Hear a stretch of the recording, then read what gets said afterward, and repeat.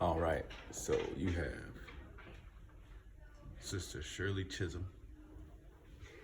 You have a depiction of Brother Mansa Musa, and the book Golden Age of the Moors by Dr. Ivan van Sertima. Excerpt of Malcolm X's famous speech, The Ballot or the Bullet. We have some history here about Sister Henrietta Lacks. A lot of history about Sister Henrietta Lacks.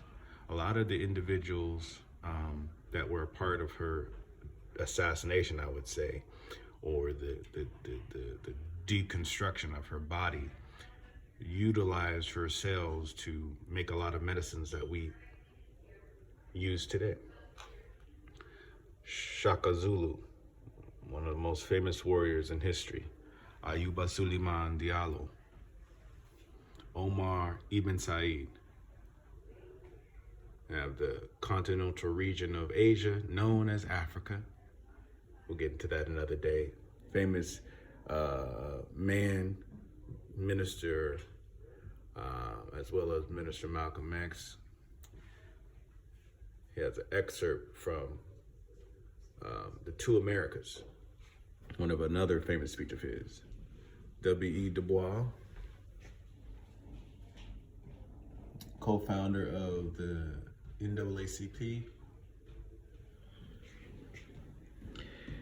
and the famous letter of Willie Lynch in reference to his idea of perpetuating white supremacy. Here we have a picture of Narmer, coat of Hammurabi. You have Black or Asiatic or Moorish Hawaiian, King Kamehameha, the Olmecs, the pyramids in Illinois, Monk's Mound, pyramid in Mexico. There's another pyramid here, I believe that's in Central America. And General Tariq Ibn Said, who came to the Iberian Peninsula and helped to civilize Europe. The expulsion of the Moors. This is a depiction in the 1600s, where they later then came to Jamestown, Virginia, to be able to exercise more misinformation and disinformation. This is Mansa Musa, picture of him. Brother Gordon, known as Whipping Peter. And there's a movie depicted with Will Smith, who plays Emancipation, and this is the character that he is playing. We have more pictures of atrocities, lynchings, and the things that they did, eating our flesh. Have more depictions of Jim Crow being exercised, and Blanca supremacy or white supremacy. We have a famous picture that is in reference to Grand Chief Gazim Hopkins Bey, who every year, October 14th, in Philadelphia, Pennsylvania, at Carpenter's Hall, he gives a speech about Moorish American Remembrance Day and the history of the Moorish people and their contribution to the world and to the Americas. Louis H. Lattimore is the founder of the light bulb. We have President Vincent Ramon Guerrero, the second president of Mexico. Depictions of Reverend Dr. Martin Luther King being arrested for standing up for the rights of people and being politically, keyword, politically active. There's more pictures of discrimination and ignorance. Harriet Tubman is a movie about her and the contributions that she made. Some would say she was a prophet. There's another man, Nat Turner, who many would say was a prophet indeed. And we have the atrocities of lynchings again, the discrimination, the desegregation of schools, and the support to segregate the schools, keep them segregated. And some would say that even today they're still segregated. Mary Van Britton Brown was an American nurse and innovator. In 1966, she invented a video home security system, along with her husband, Albert Brown, an electronics technician. In the same year, they applied for a patent for their innovative security system, which was granted in 1969. Little Rock Nine, a group of nine African Americans, also Moorish students, enrolled in Little Rock Central High School in 1957. Their enrollment was followed by the Little Rock crisis, in which the students were initially prevented from entering the racially segregated school by Arvel Faubus, the governor of Arkansas. They then attended after the intervention of President Dwight D. Eisenhower. Ruby Neal Bridges Hall, who's still alive today, an American civil rights activist. He was the first Moorish child to desegregate the all-European William Fratz Elementary School in Louisiana during the New Orleans school desegregation crisis in 1960. The Ku Klux Klan, who were responsible for supporting the anti-political activity of the Moorish people here in America, to encourage them to not be involved with how politics moves, because in 1870 we were politically active. There's a picture of the famous March on Washington. This is a depiction of the two co-founders of the Black Panther Party for Self-Defense, which was an auxiliary of the Black Guerrilla Family. And the Black Guerrilla Family is essentially a Moorish CIA. And that is a story to be told another day. But these young men did a lot of great work for our people. And Bobby Seale's still doing the best that he can today. He's still alive. And Huey P. Newton, unfortunately, was assassinated due to many things that he did. And that's a story for another day. Marcus Garvey and his lovely wife, Amy Jocks Garvey. Marcus Garvey, not enough to be said about him, but he indeed was one of the most monumental leaders in the history of America or United States. And he told our people here in the United States that we need a nationality. He said, the Negro needs a nationality. The Negro needs a Quran of economics. He said, where is this Muhammad to teach this Quran of economics to the Negro? Well, I bear witness that Noble Ali indeed is that Muhammad who did come. He brought us the Quran of economics, which is the Holy Quran of the Moorish Science Temple of America. And he also brought us our nationality, which is Moorish American. There's not enough that could be said about him as well.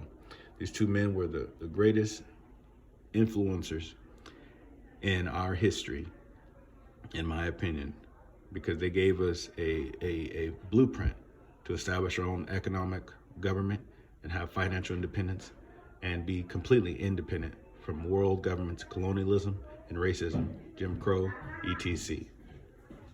Not many people respect these men for the work that they have done, and they're the work that they're still continuing to do with their organizations being founded. These men also were striving to continue the work of these two men, but to no avail. And we still persevere. Carter G. Woodson is actually the founder of the Black History Month, which was once Negro Week. J.A. Rogers, who produced many marvelous works, and the Ku Klux Klan ended up killing him and assassinating him. You see one of the books titled The 5 Negro Presidents. That didn't sit too well with the European society. Tulsa, Oklahoma, one of the many beautiful societies and communities that was established by Moorish people here in America, falsely known as African American. Jean-Baptiste Dusable, who was the founder of Chicago, is a beautiful soul. Beautiful soul. He was a part of doing a lot of onion trades in what is known as Chicago today, and his formation and his influence that he did in the community that he was from, I believe it was Haiti. And there's Dr. Ivan Van Sertima. He is from the British Guyana in South America. And he wrote another book, well, many books. One of them is The African Presence in Ancient America that came before Columbus. This is, again, the picture of the Olmecs. Martin Luther King and Sister Coretta Scott King, who was a very high-level educator and was in the books, deep in the books, getting her education. Malcolm, beloved Malcolm, we love him, and we know what he did. The thing is that's interesting about him is that he taught about, as much as he said Negro and Black, he taught about how Black and Negro and the origins of the words were not birthed from us. Yet, there's things that many people don't want to accept about what he taught. And the things that he was taught was liberating our mind. And that ended up being an issue. I talked about this story by Emmett Till. And, you know, it's a sad story that we continue to see in different forms, and we must change it. KRS-One, knowledge reigns supreme over nearly everybody. You still pushing the ideals of oneness in mind and having the capability to think critically and to exercise the art of being a creator with the words. This is, I believe, Malcolm X reincarnated. He was a powerful, powerful brother. Brother Dr. Minister Khalid Abdul Muhammad, co-founder of the New Black Panther Party. He was an incredible leader, an incredible spokesman, incredible statesman. Dr. Dana Marnicha Reynolds, who is an anthropologist of African and Arabian cultures and migrations. She's still teaching classes, and she can be reached through Moorish World TV on YouTube. Stevie Wonder, he had a wonderful, wonderful song called Bamboozled. And he says in 1492, he came upon these shores, 700 years, educated by the Moors. So even though he is allegedly blind and cannot physically see, he can see still the fact that we have a Moorish history that needs to be uncovered and explored. Thank you, Brother Stevie Wonder. Minister Louis Farrakhan, very famous individual. Many know him to be the leader of the Nation of Islam. However, it is not true. He's the leader of the Final Call Incorporated. And there's some information that's going to be coming out about how he has been compromised, and so has his wife. Yet, the things that are good that he has done, we are utterly, utterly thankful, and he is still alive to continue to spread the truth about the atrocities that our people have suffered, and striving to inspire people to make a change and not be talking heads. African Town, there's a lot of history about this town that has been slowly being uncovered and constantly being buried so no one can know about it. Basically, around, it says the Atlantic slave trade had been banned since 1808, but 110 slaves held by the Kingdom of Dahomey were smuggled into Mobile, Alabama on the Clotilda, which was burned and scuttled to try to conceal its illicit cargo. More than 30 of these people, believed to be ethnic Yoruba, Iwe, and Fon, founded and created their own community in what became Africatown. They retained their West African customs and language into the 1950s. Their children and some elders are also learned English. Cujo Lewis, founder of Africatown, lived until 1935 and was long thought to be the last survivor of the slaves from Clotilda living in Africatown. James Edward Maceo West, still alive today. He's inventor of the acoustic and holds over 250 foreign and U.S. patents. That's remarkable. That is remarkable.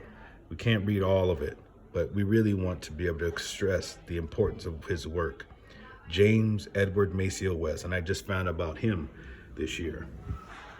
Neil deGrasse Tyson, very, very famous brother.